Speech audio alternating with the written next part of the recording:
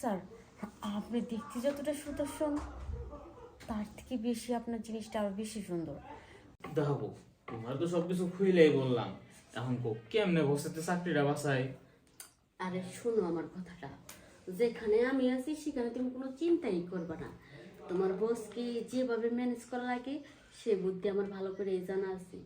তুমি শুধু দেখো আর দেখো আমি কিভাবে তোমার বসকে ম্যানেজ করি। ঠিক আছে, বসকে তো এই কারণে আমি বাসায় দাওয়াত দিছি, যাতে এসেরা বসে সব সময় তোমার সাথে কথাবার্তা কয়ে যাতে বসের মনটা একটু নরম হয় আর আমার চাকরিটা যাতে রাখে।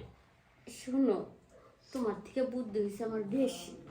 তুমি চাকরি করো ঠিক আছে, কিন্তু তোমার চাকরি যে কিভাবে টিকবে, তোমার প্রমোশন কিভাবে বাড়বে সে বিষয়ে আমার ভালো করে জানা আছে। তুমি খালি চুপচাপ থাকো, আর যা করার বাকিটা আমি করতেছি। এই তোমার বস চলে আসছে। নিয়ে আসো, নিয়ে আসো। আসতেছি স্যার। জি বস। বস আসেন, আসেন আসেন আসেন, বসেন বসেন। ওয়ালাইকুম আসসালাম। কেমন আছেন? এক কাজ করো, তুমি বসের জন্য একটু চাটা নিয়ে আসো। চল। আচ্ছা ঠিক আছে, আপনি বসেন, আমি আপনার জন্য চা নিয়ে আসতেছি। আর চা কেন? আচ্ছা ঠিক আছে, বসো বসো। বস, আপনার সামনে আমি বসবো। আর বসো, বাসা আসছে, এটা কি অফিস নাকি? বস, আমার চাকরিটা একটু দেখেন না, এই কারণে আপনার বাসায় দাওয়াত দিলাম, যদি একটু মায়া দেওয়া করে দেখলেন তো ফ্যামিলির কি অবস্থা এখন। তোমার চাকরিটা কি দেখবো? তুমি বারবার ভুল করো। এইসব শিপমেন্টের কাজে যদি ভুল করো, কোম্পানির কি পর্যায়ে লস হয় তুমি জানো? হ্যাঁ বস, বুঝতে পারছি, সমস্যা নাই বস, এরপর তার এমন ভুল করবো না তো বস।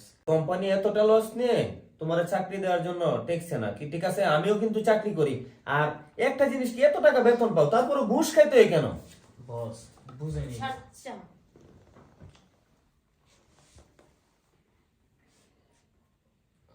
বস, বস, বস, এখন যদি একটু এই শোনো না, তুমি একটু বাইরে যাও, বসের জন্য বাজার টাজার করে নিয়ে এসো, আমি ওনার সাথে কথা বলি। আচ্ছা ঠিক আছে, তুমি বসের সাথে কথা বলো, আমি বসের জন্য বাজার ঘাট করি না। আচ্ছা ঠিক আছে।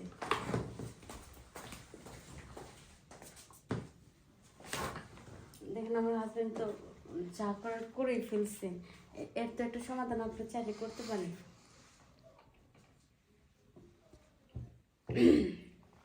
5 কোটি টাকার একটা অডিট আসছে, এই অডিটটাকে সে কি করছে, 5 লক্ষ টাকা ঘুষ নিয়ে অন্য কোম্পানিরে দিয়ে দিছে। এটা সমাধান করার মতো? স্যার বুঝতে পারছি আপনার মাথাটা অনেক গরম, কিন্তু বিশেষ করে স্যার আমি আমার হাজবেন্ডকে বুঝাইছি, সে তার নিজের ভুলটা বুঝতে পারছে। এরকম ভুল আর সে কখনো করবে না। যদি আমার দিকে তাকিয়ে আমার হাজবেন্ডকে এবারের মতো একটু যদি মাফ করে দিতেন। আসলে আপনি যতটা ভালো, আপনার দিকে তাকালে পৃথিবী ভুলে যেতে মন চায়। তো আচ্ছা দেখি, একটা কিছু চেষ্টা তো করা যায়, তবে কিছু পাইতে হলে কিছু দিতে হয়, সেটা আপনি জানেন। তা তো অবশ্যই, আর আপনি কি চাচ্ছেন সেটা আমি ভালো করে বুঝে গেছি, এতে আমার কোনো আপত্তি নেই। স্যার, আপনি দেখতে যতটা সুদর্শন তার থেকে বেশি আপনার জিনিসটা আরো বেশি সুন্দর।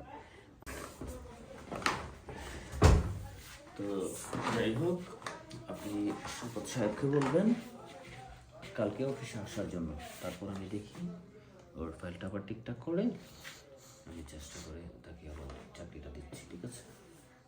আচ্ছা ঠিক আছে, আর আপনার যদি কখনো কিছু মন চায়, তবে সৈকত সাহেব কিছু বলতে হবে না, আপনি সরাসরি বাসায় চলে এসেন, তাকে কোনো না কোনো কাজে ব্যস্ত রেখে। যাক, ও যত আমার স্বামী টেনশন করতেছিল চাকরিটা নিয়ে, সে তো জানি না যে তার বোর কাছে কি কারিশমা আছে।